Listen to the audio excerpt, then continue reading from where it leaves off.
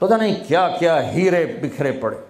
میری عامر خان سے ملاقات ہوئی، اللہ کی قسم بطور انسان کروڑوں میں ایک آدمی ہے، کروڑوں میں۔ وہ مجھ سے کیا متاثر ہوتا جتنا میں اس سے متاثر ہوا۔ اس نے کچھ باتیں اپنی مجھے کہا یہ آپ نے کسی کو بتانی نہیں، لیکن میں نے کہا عامر میرا جی چاہتا ہے کہ میں تیرے بیعتی ہو جاؤں۔ کمال ہے یار، تو اتنا عالی انسان، اگر ایک خطا اس میں ہے تو باقیوں کو اسے آنکھیں مت کر لیں، وہ چھوڑ لو جی وہی ہو کوئی بندہ۔ اتنی صفات والا انسان کہ میں آپ کو بتا نہیں سکتا۔ لیکن لوگ ایسے عجیب، میں مل کے نیچے اترا ہوں جی، پھر جی اس نے توبہ کر لی جی، اس نے جی پھر 4 مہینے کا ارادہ کر لیا، اس نے جی داڑھی رکھنے کی نیت کر لی۔ میں کہا 2 لتر میرے سرے سے مارو کہ میں انہوں ملیا کیا ہوں گا۔ ایسے بے وقوف، ایسے بے وقوف۔ اب تک اس کے میسج آتے کہ میں زندگی میں کسی سے متاثر نہیں ہوا، تم پہلے آدمی ہو جس سے میں متاثر ہوں۔ میں نے کوئی جادو کیا، صرف محبت۔ لوگوں کو محبت دو، قریب ہوں۔ میں جب گیا بڑی مشکل سے اللہ نے، ملاقات کا کوئی راستہ ہی نہیں تھا، وہ مجھے نہیں جانتا تھا، میں اسے نہیں جانتا تھا، تو کوئی موقع نہیں مل رہا تھا ملاقات کا۔ تو اللہ نے شاہد آفریدی کو بھیج دیا۔ شاہد آفریدی اس کی دوستی تھی، ہمارا جو کرکٹر ہے۔ میں نے اس سے فون پر کہا یار میری ملاقات تو کرا۔ اس نے ملاقات کروائی تو اس نے مجھے کہا آدھا گھنٹہ ہے، آدھا گھنٹہ۔ جب میں پہنچا میکسیمم پونا گھنٹہ، میں کہا ٹھیک۔ میں گیا تو وہ سہما ہوا چہرہ کہ بھئی مولانا آ گیا، پتہ نہیں کیا کہیں گے، بھئی یہ تو کیا کر رہا ہے، تو حرام کر رہا ہے، ناچ رہا ہے، گا رہا ہے، توبہ کر، ابھی تیرے لیے دوزخ کا فیصلہ ہو جائے، پتہ نہیں کیا ہوگا۔ وہ ڈرا ہوا، سہما ہوا تھا۔ تو اب وہ بیچارہ ایسے بیٹھا ہوا، تو میں نے اس سے بیٹھتے فلموں کی باتیں شروع کر دی۔ اور تھوڑی دیر بعد کہ میں نے محسوس کیا کہ فرام 60 to 72 جو فلم انڈسٹری کو جتنا میں جانتا تھا اتنا وہ نہیں جانتا تھا۔ تو اس کے اوپر میرے علم کا روپ پڑ گیا، اس کی لائن کا علم تھا نا۔ تو حیران پریشان، یہ واز تو ہو نہیں رہا۔ تو کبھی دلیپ کمار کی باتیں شروع ہو گئیں، کبھی راج کپور کی شروع ہو گئیں، اور کبھی محبوب صاحب شروع ہو گئے، کبھی مدن موہن شروع ہو گئے۔ وہ آدھا گھنٹہ تو یوں ہی گزر گیا۔ تو آدھے گھنٹے کے بعد میں نے کہا جی ہمارا تو ٹائم اوور کا نہیں، اٹھیں چلے ادھر چل کے بیٹھتے۔ وہ کھانے کی ٹیبل پر تھے تو ہم وہاں جا کے بیٹھ گئے، پھر وہیں باتیں شروع ہو گئیں۔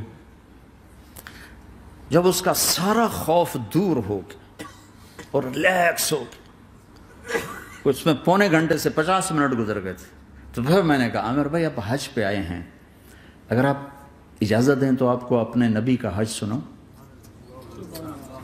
کہنے لگے ہاں جی ضرور سنائی۔ پھر میں 1.25 گھنٹہ بولتا رہا، اور وہ ایسے کر کے یہاں سے وہ یوں نہیں ہوا، 1.25 گھنٹہ ایسے بیٹھ کے یوں سنتا، ہلا نہیں اپنی جگہ سے۔ لوگ محبت کے بھوکے ہیں، تم فتوے دینا شروع کر دیتے۔ 2 گھنٹے کی ملاقات کے بعد جب ہم نکلے تو نیچے تک چھوڑنے آیا عامر خان۔ حج کے بعد میں نے کہا ایک ملاقات اور ہو جائے گا، ضرور ہوگی۔ پھر اس کا میسج آیا کہ میں مدینے چلا گیا ہوں، معذرت چاہتا ہوں۔ میں نے کہا میں مدینے آ جاؤں گا، میں مدینے پہلے ہو آیا تھا حج سے پہلے۔ تو اس نے کہا کہ آپ 14 تاریخ کو آ جائیں، 4 سے 6 کا ٹائم میں نے آپ کے لیے رکھا ہے۔ تو میں جنید اور ایک اور ساتھی ہم دوبارہ وہاں چلے گئے 4 بجے، 4:15 ہم اس کے ساتھ ہماری سٹنگ شروع ہوئی، 4:15 سے 10:15 تک 6 گھنٹے مسلسل، اور اس کے ماتھے پہ ذرا نشان نہیں آیا کہ میں بور ہو رہا ہوں۔ اور اس کے بعد ہم اٹھے، اس کا جی نہیں چاہ رہا تھا کہ ہم اٹھ کے چلے جائیں۔ محبت، اس کو دین کا کچھ پتہ نہیں، حج پہ کیسے آ گئے؟ ماں نے کہا تھا، میں نے کہا تجھے کوئی گفٹ کرنا چاہتا ہوں، تو اماں نے کہا بیٹا مجھے گفٹ نہیں چاہیے، مجھے حج کرا دو۔ حج پہ چل پڑ، 8 عورتیں خدمت کے لیے ماں کی، 4 عورتیں ماں کی خدمت کے لیے، اور 8 نوکر ساتھ پورے حج میں ماں کی ویل چیئر خود چلائی، کسی کو ہاتھ نہیں لگانے تھی۔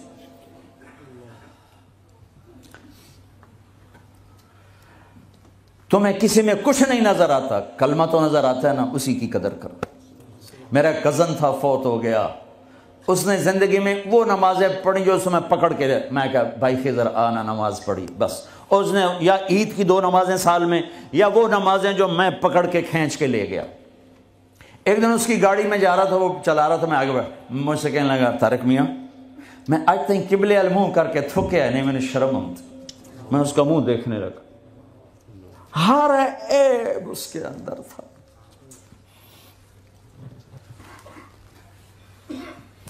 طارق میاں میں کدی قبلے المنہ کر کے تھکیا نہیں، میں نے شرم آتی۔ پتہ نہیں اللہ کو کون سی ادا کسی کی پسند آ جائے۔ عیب نہ دیکھا کرو، خوبیاں دیکھا کرو، اچھائیاں دیکھا کرو۔ محبت ایک جادو ہے، جادو سر چڑھ کے بولتا ہے۔ چپ رہنا سیکھو، چپ رہنا سیکھو۔